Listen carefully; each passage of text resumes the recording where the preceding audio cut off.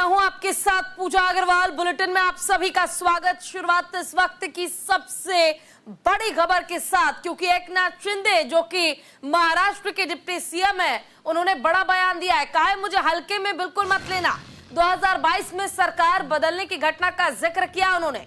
महाराष्ट्र के deputy CM Eknath Shinde ने बड़ा बयान दिया। उन्होंने स्पष्ट रूप से चेतावनी दी कि उन्हें हल्के में ना लिया जाए। शिंदे ने कहा कि अगर कोई व्यक्ति उन्हें हल्के में लेगा तो वो उसकी टांगा पलट देंगे। उन्होंने 2022 में सरकार बदलने की घटना का जिक्र किया। हालांकि उन्होंने ये भी साफ किया कि उनका और मुख्यमंत्री उप मुख्यमंत्री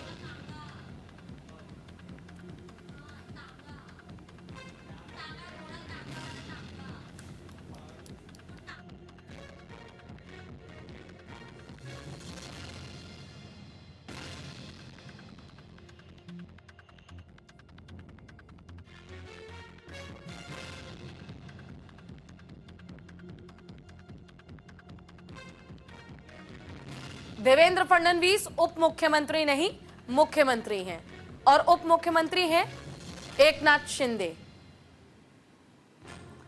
तो देखिए, एकनाथ शिंदे जिन्होंने साफ तौर पर बयान दिया कि उन्हें हल्के में ना लिया जाए।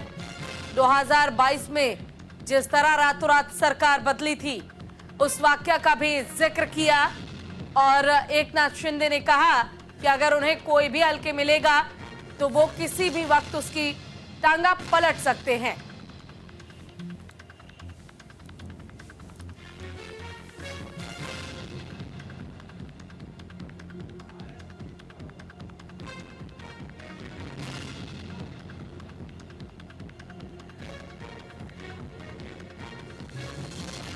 हालांकि इस बयान का अब आखिर क्या मतलब है, ये तो सोच पाना थोड़ा मुश्किल है।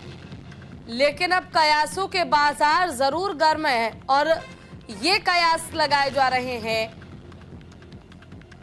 कि क्या भारतीय जनता पार्टी ने जो गठबंधन की सरकार बनाई है महाराष्ट्र में, इनके बीच सब कुछ ठीक है। और अगर ठीक है भी तो एकनाथ शिंदे इस तरह का बयान क्यों दे रहे हैं? इसके पीछे कारण क्या ये है कि वो संदेश देना चाहते हैं बीजेपी को कि मुझे हल्के में ना लिया जाए?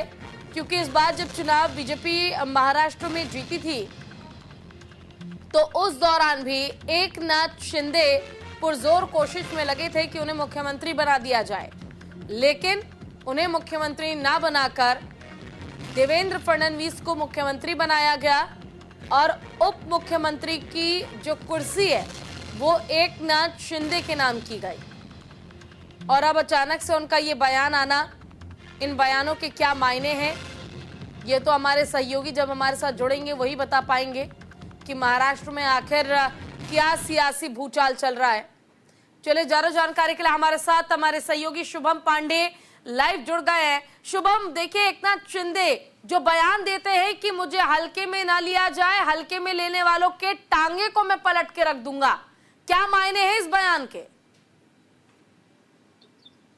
देखिए, दूसरी मर्तबा यहाँ पर मुख्यमंत्री एकनाथ शिंदे बयान दिए हैं और सब कुछ ठीक इस वक्त महायुति में नहीं चल रहा है। देखिए, वो कहावत सुनी है कि जब एक घर में दो बर्तन रहते तो खनकते जरूर है, और यहाँ पर तो तीन तीन दल है, तो जाहिर सी बात है मनमुटाव या जो हम कह सकते हैं कि भेदभाव जो हो रही है वो तमाम चीजें तो वो देखने को मिली और जग जाहिर हो रही है। पूरे महाराष्ट्र, पूरा देश देख रहा है जिस तरह से मुख्यमंत्री जब एकनाथ शिंदे हुआ करते थे, तमाम योजनाओं को फिलहाल धीरे धीरे महाराष्ट्र की मौजूदा सरकार जो बंद करते हुए जा रही है। इसके अलावा उनके विधायकों की और उनके मंत्रियों की सुरक्षा में कटौती जो है वो की गई है। इसके अलावा आपदा प्रबंधन जैसी तमाम जो चीजें होती है उसमें एकनाथ शिंदे को बाहर का रास्ता दिखाया जाता है, अजित पवार जबकि वहां पर रह रहे हैं। तो ऐसी बातें हैं, इसलिए एकनाथ शिंदे लगातार कह रहे हैं कि मुझे हल्के में मत कीजिए। यहाँ पर देखिए, अपने चाहे दूसरे जो अन्य सहयोगी दल जो बीजेपी हो या अजित पवार के एनसीपी हो, उनको ये निशाना साधते हुए कह रहे हैं कि मुझे हल्के मत पलट दूंगा। लेकिन यहाँ टांगा पलटने से कुछ होने वाला नहीं है, क्योंकि महाराष्ट्र में 132 विधायक बीजेपी के पास है तो अजित पवार के पास 40 से ज्यादा विधायक, तो सरकार को कुछ होने वाला तो है नहीं।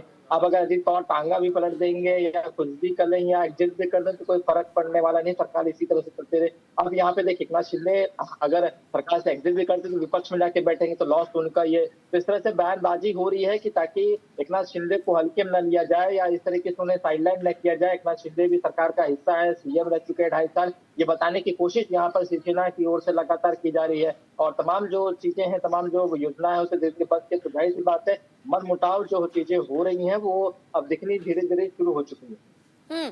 बिल्कुल। देखिए, मन मुटाव जो है वो सामने निकल कर दिखने लगी है। मुझे याद है जब चुनाव महाराष्ट्र में बीजेपी और महागठबंधन की सरकार ने जीता और चुनाव जीतने के बाद एकनाथ शिंदे उम्मीद कर रहे थे कि उन्हें सीएम बनाया जाएगा, लेकिन उनकी उम्मीद पूरी नहीं हुई।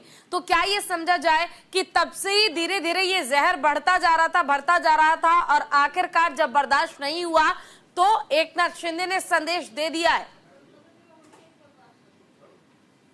एकनाथ शिंदे के नेतृत्व में महाराष्ट्र का लोकसभा चुनाव लड़ा गया था, उस पर प्रदर्शन अच्छे, लेकिन विधानसभा चुनाव लड़ा गया तब उन्हें प्रॉमिस किया गया, ये बातें कही थी कि अगर हमारी पार्टी चुनकर आती है या हमें मेजोरिटी मिलती है तो सीएम आप ही बनेंगे।